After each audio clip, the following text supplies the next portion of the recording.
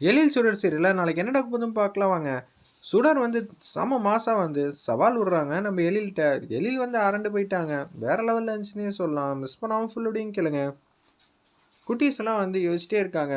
ஏய் சாக்லேட் இருக்கு எடுத்துட்டு போயிடலாமா அப்படின்னு சொல்லும்போது ஒருத்தவங்க வந்து இன்சார்ஜ் வந்து இருக்காங்க. அவங்க முன்னாடி தட்டை எடுத்துட்டு போனா கேவலமா இருக்கும், அசிங்கமா இருக்கும். அபி நீதாம்மா கரெக்டு, அது மாதிரிலாம் எதுவும் செய்யாதீங்கம்மா. அப்பாவோட கௌரவமே குறைஞ்சிருமா. சாக்லேட்லாம் எடுத்துட்டு போனீங்கன்னா அப்பா மட்டும் பார்த்துட்டாருன்னா பெரிய பிரச்சனை ஆயிடும்னு இந்துமதி மட்டும் யோசிச்சுட்டு இருக்காங்க. அந்த இடத்துல காவியா தான் தங்கமான பொண்ணு, இதுக்கெல்லாம் ஆசைப்பட மாட்டா. நான் வேணா ஒரு ஐடியா சொல்லட்டா? என்ன ஐடியா சொல்ல போறாளா? இவ்வளோ போய் நல்லவன் நினச்சிட்டோமே, நம்ம ஓரமாக வச்சு சாப்பிட்டுக்கலாம் சாக்லேட்டா அப்படின்னு சொல்லி அல்டிமேட்டாக குழந்தைங்க எல்லாம் பர்ஃபார்ம் பண்ணிட்டு இருக்காங்க அந்த இடத்துல. ஏய் என்ன பண்ணலாம் அபி வந்து யோசிக்கிறாங்க. நான் பேரரை வந்து திசை திருப்புறேன், அவன் வேற எங்கேயாவது வந்து பார்த்துட்டு இருப்பாங்க.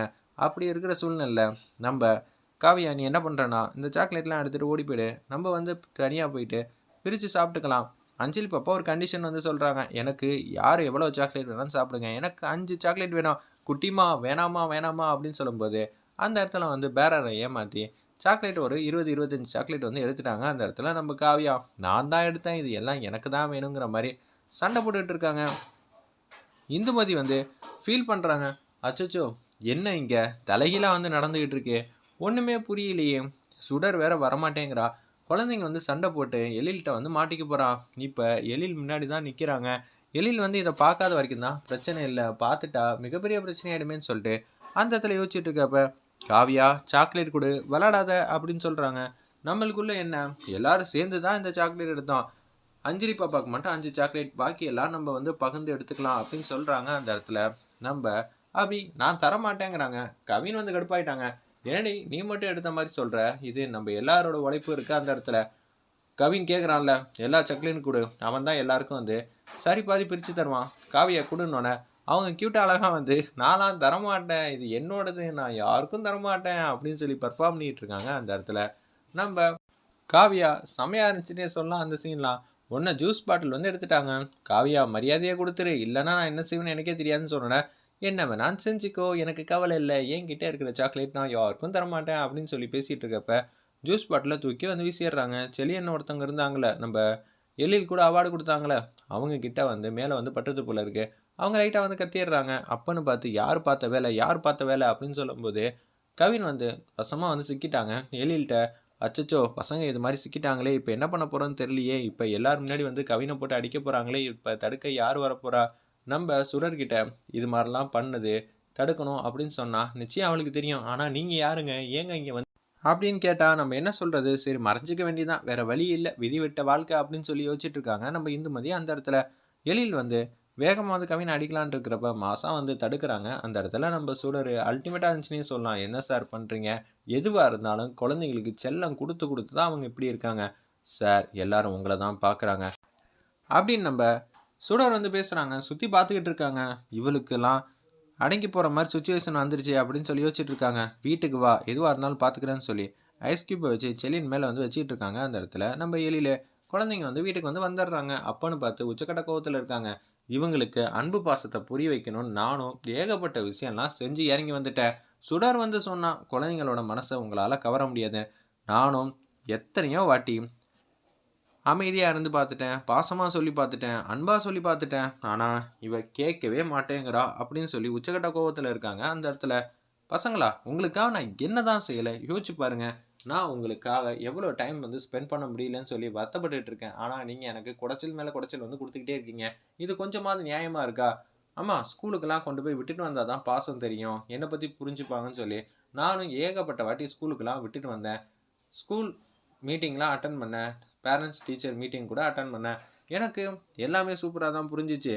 கவின் காவியா எல்லாரும் கொஞ்சமாக வந்து தேடி வந்துக்கிட்டு இருந்தாங்க. ஆனால் அந்த சேட்டை பண்ணுறதை மட்டும் விடவே மாட்டேங்கிறாங்க. இதை திருந்துறதுக்கு நான் என்ன செய்வேன்னு எனக்கே தெரியலன்னொன்னே ஹாஸ்டலில் சேர்த்துடலாங்கிற மாதிரி அதடியாக வந்து பேசுகிறாங்க. அந்த இடத்துல நம்ம மனோகரி ஐயோ ஹாஸ்டலா, மனோகரி ஏன் இப்படியெல்லாம் சொல்லிட்டு இருக்கா அப்படின்னு சொல்லி யோசிச்சுட்டு இருக்காங்க நம்ம இந்துமதி. அப்பன்னு பார்த்து உச்சக்கட்ட கோவத்தில் இருக்காங்க நம்ம கனகவேல் பாட்டி. என்ன நினச்சிட்டு இருக்க உன் மனசில், நீ மாட்டுக்கும் நீ பெற்ற குழந்த மாதிரி ஹாஸ்டலில் சேர்க்கலான்னு சொல்லிட்டு பேசிகிட்டு இருக்க போல இருக்க.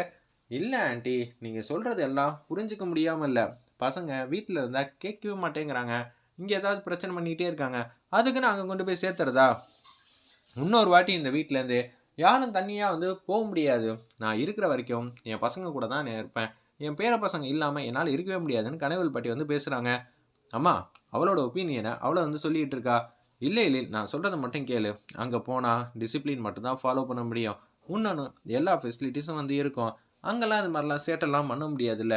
வீட்டில் இருக்கிறனால தான் இது மாதிரி பண்ணுறாங்க அப்படின்னு சொன்னோன்னே உச்சக்கட்ட கோவத்தில் இருக்காங்க நம்ம எழில். மனோகரி சொல்கிறது தான் கரெக்டு.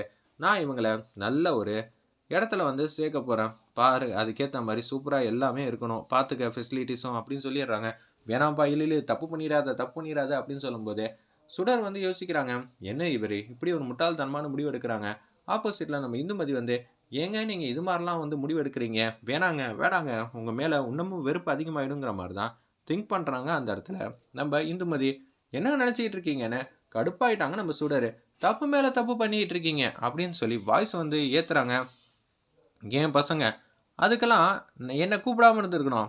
அபிக்கு பிரச்சனை, கவினுக்கு பிரச்சனை, காவியாவுக்கு பிரச்சனை எல்லாம் வந்து என்கிட்ட தானே சொன்னீங்க. குட்டி பாப்பா அஞ்சலியை நான் தானே காப்பாற்றினேன்.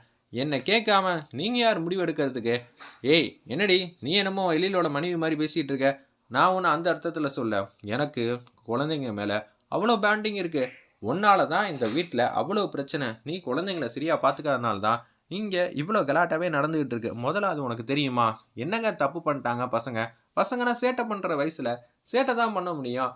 உங்களை பற்றி தெரிஞ்சுக்கணுன்னா நீங்கள் குழந்தைங்களுக்கு ஏற்ற மாதிரி மாறி இருக்கீங்களா? ஆனால் என் பேச்சை வந்து பசங்க வந்து கேட்பாங்க.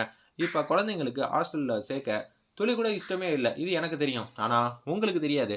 இந்துமதி மேலே அன்பு பாசம் வச்சிருக்க மாதிரி நடிக்கிறீங்களா அப்படின்னு நம்ம சுடர் வந்து கேட்குறாங்க. இதை கேட்டோன்னு வந்து கடுப்பாயிட்டாங்க நம்ம எழில. ஓ, இந்துமதிக்கிட்டே வந்து கேம் விளாட ஆரம்பிச்சிட்டியா? ஏண்டி இப்படி பண்ணிக்கிட்டு இருக்க அப்படின்னு சொல்லி கேட்குறாங்க நம்ம எழில. வேற என்ன சார் உங்கள் கூட வந்து மல்லு கட்ட முடியும்? பாசத்தை புரிய வைக்க சொன்னால் நீங்கள் வெறுப்பை வந்து வாங்கிட்டு இருக்கீங்க. அதுவும் குழந்தைங்கிட்ட இவங்களுக்கு அன்பு பாசம் கிடைக்குமா? அதுவும் நீங்கள் சேர்த்தீங்கன்னா ஹாஸ்டலில் அப்படின்னு சொல்கிறாங்க. இந்துமதி எங்கே இருந்தாங்க? நீங்களே அவங்கள எங்கே லவ் பண்ணீங்க? இதெல்லாம் எனக்கு தெரியாதுன்னு நினச்சிங்களா? சொல்லுங்கள். அந்த இடத்துலேருந்து இந்துமதிக்கு ஒரு ஃபேமிலி கிடைக்க 25 வருஷம் ஆச்சு. ஆனால் நீங்கள் பாசத்துக்கு இயங்க வைக்கிற மாதிரி ஒரு செயல் வந்து பண்ணுறீங்கன்னு அந்த இடத்துல வந்து நம்ம சுடர் வந்து வெளுத்தெடுக்கிறாங்க நம்ம எழில. சரி, நீ சொல்கிற மாதிரி ஒத்துக்கிறேன். ஐயோ, இந்துமதி பேரை சொல்லி டோட்டலாக வந்து குட்டிக்கலாட்டம் பண்ணுறாளே சுடர். சரி, வேறு ஏதாவது பர்ஃபார்ம் பண்ணலான்னு சொல்லிட்டு மனோகரி வந்து பேசுகிறாங்க. அங்கே போய் சேர்த்தா சூப்பராக இருக்கும். எல்லா ஃபெசிலிட்டிஸும் இருக்கும் தெரியுமா? குழந்தைங்க டாப் மோஸ்ட்டாக சூப்பராக வருவாங்க. ஓகே மேடம், எல்லாமே காசு கொடுத்தா எல்லாமே கிடைக்கும் தான், இல்லைன்னு சொல்லவே இல்லை. ஆனால் பாசம் கிடைக்குமா அப்படின்னு சொல்கிறாங்க. இது நம்ம இடம்னு சொல்லி உரிமையாக வந்து சேட்டை பண்ணுவாங்க. ஹாப்பியாக வந்து சந்தோஷமாக வந்து விளையாடுவாங்க. அங்கே அது மாதிரி இருப்பாங்களா சொல்லுங்கள்? எல்லா குழந்தைங்களும் வேறு வேறு ரூமில் இருந்தாங்கன்னா ஒத்துமையாக தூங்குறதே 4 பசங்களும் தான். இப்போ அதை பிரிக்க பார்க்குறீங்களா அப்படின்னு சொன்னேன். எழில் வந்து யோசிக்கிறாங்க. இப்போ என்ன உங்களுக்கு கௌரவமாக வந்து பசங்க வந்து நடந்துக்கலன்னு தான் நீங்கள் இந்த மாதிரி குழந்தைங்களை வந்து அங்கே கொண்டு போய் சேர்க்கணும்னு ஆசைப்பட்டு இருக்கீங்க. நான் குழந்தைங்கள மிகப்பெரிய இடத்துக்கு கொண்டு வந்து நிற்கிறேன். அது மட்டும் இல்லாமல் உங்கள் பேரை வந்து எல்லாரையும் வந்து சொல்கிற மாதிரி நடந்துக்க வைக்கிறேன். அவங்க மிகப்பெரிய அச்சீவ்மெண்ட் வந்து செய்ய போகிறாங்க. இப்போ வந்து குழந்தைங்களுக்கு ஒரு காம்படிஷன் நடக்க போகுது. அந்த காம்படிஷனில் கப்போட எல்லா பசங்களையும் வந்து நிற்க வைக்க போகிறேன். என்னையும் இந்த லிஸ்ட்டில் வந்து சேர்த்துக்கிட்டா எனக்கு சாப்பிட தூங்குற மட்டும்தானே தெரியும். குட்டி பாப்பா அஞ்சலி வந்து கியூட்டாக வந்து யோசிக்கிறாங்க. சுடர் என்ன நம்பியெல்லாம் சவால்லாம் விடாதம்மா, நீ தோற்று போயிடுவேங்கிற மாதிரி அஞ்சலி வந்து பர்ஃபார்ம் பண்ணிட்டு இருக்காங்க. பார்த்தியா, அஞ்சலியை நம்பியெல்லாம் நான் என்ன வேணாலும் செய்யலாங்கிற மாதிரி தான் யோசிக்கிறாங்க. அந்த இடத்துல மனோகரி, சரி நீ சொன்ன மாதிரி நான் சவாலை வந்து ஏற்றுக்கிறேன். நீ இந்த சவாலை வந்து ஜெயிச்சிட்டேன்னா குழந்தைங்க வீட்டில் இருக்கட்டும். நீ இந்த சவாலை வந்து தோத்துட்டேன்னு வச்சுக்கேன், பசங்களை நான் கொண்டு போய் அந்த இடத்துல சேர்த்துருவேன். இன்னொன்று, நீ இந்த வீட்டிலே தங்கக்கூடாது, இதான் டீல், ஓகேவா அப்படின்னு சொன்னேன்னா ஓகே அப்படின்னு சொல்லிடுறாங்க. சுடர் வேணாங்கிற மாதிரி அஞ்சலி பாப்பா வந்து கையை ஆட்டுறாங்க.